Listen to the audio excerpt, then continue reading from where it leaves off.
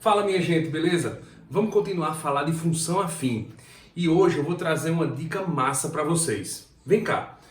Nesse exemplo eu te digo o seguinte. Em uma função afim, que você já sabe que é uma função polinomial de primeiro grau, se o x é igual a 3, então y é igual a 10. Se o x é igual a 7, então y vale 18. Assim, calcule o valor de y para x igual a 15.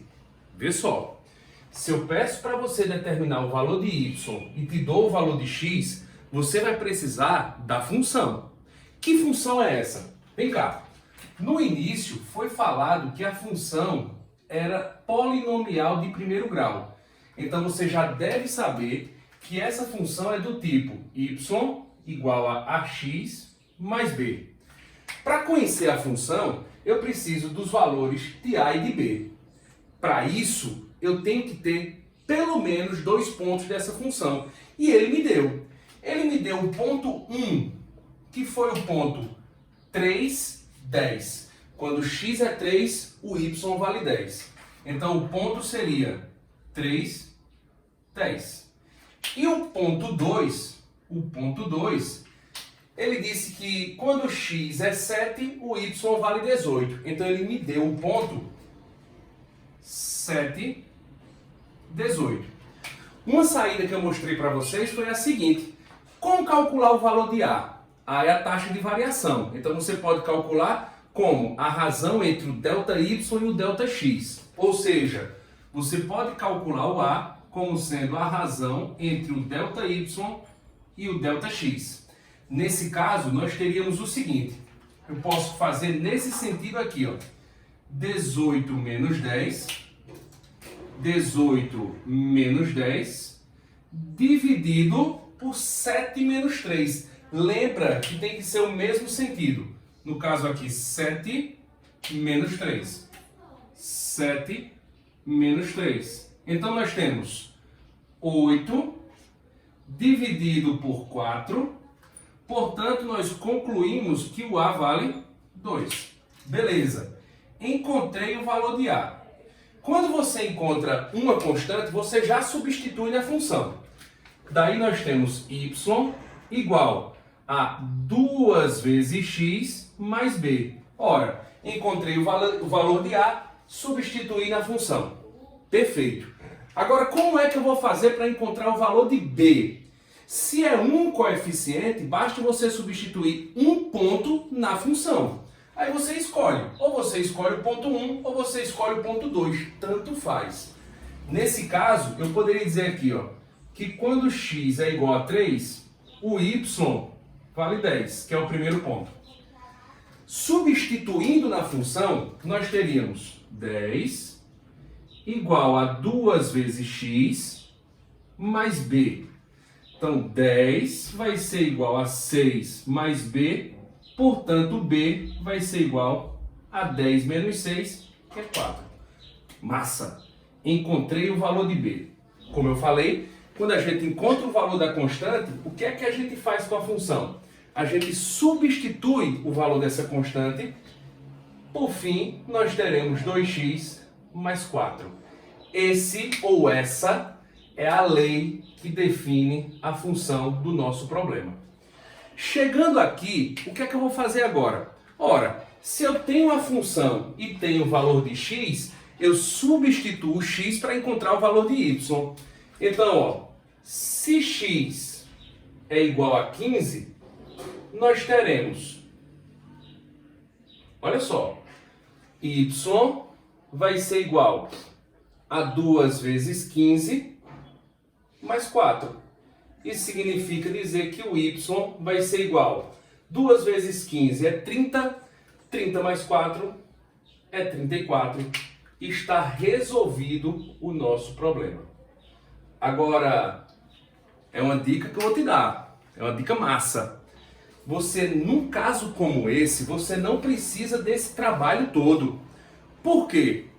Porque eu não te disse anteriormente que a taxa de variação numa função do primeiro grau é constante?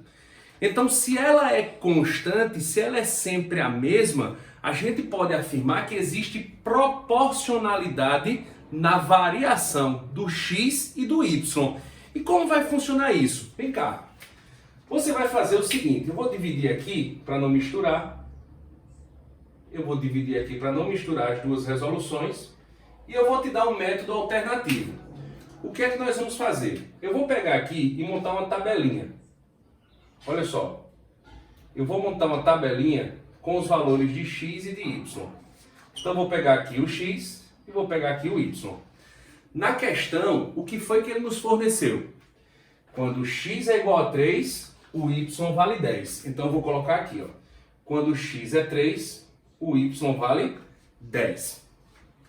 Quando x é igual a 7, o y vale 18. Então quando x é 7, o y vale 18.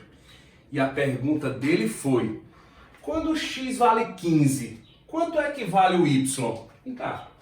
Quando x vale 15, quanto vale o y? Agora tome muito cuidado, porque a proporcionalidade, ela existe. Toda vez que a gente fala em proporcionalidade, me vem logo à cabeça a regra de 3. Show de bola. Agora preste atenção que a proporcionalidade, ela não está nesses valores aqui. Ela está na variação do x e do y. Como assim, Júnior? Preste atenção. Do 3 para o 7, o x variou quanto? 4 unidades. 4 unidades. No y, qual foi a variação? Do 10 para o 18 variou 8 unidades. Beleza. Do 7 para o 15 varia 8 unidades. Do 18 para o valor que nós estamos procurando vai variar n. Só não chamo de x e de y, chamo de qualquer outra letra para não se atrapalhar. Então veja só, se eu sei que existe proporcionalidade na função afim, o que é que eu vou fazer? Eu vou dizer que 4 está para 8, 4 está para 8, assim como 8 está para n. 8 está para n. Fazendo meio pelos extremos, nós teremos 4 vezes n é igual a 64. Isso significa dizer que n vai ser igual a 64 dividido por 4. Então, n vai ser igual a 16. Calma, que isso daqui não é a resposta final. Não é o valor que a gente está procurando. Isso daqui é a variação em y, ou seja, a partir do 18. Isso significa dizer que o valor que nós estamos procurando, o y, vai ser igual a quanto? 18 mais n. 18 mais n.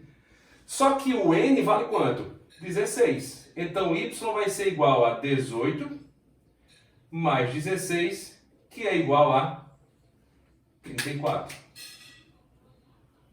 Olha só o valor que nós havíamos encontrado.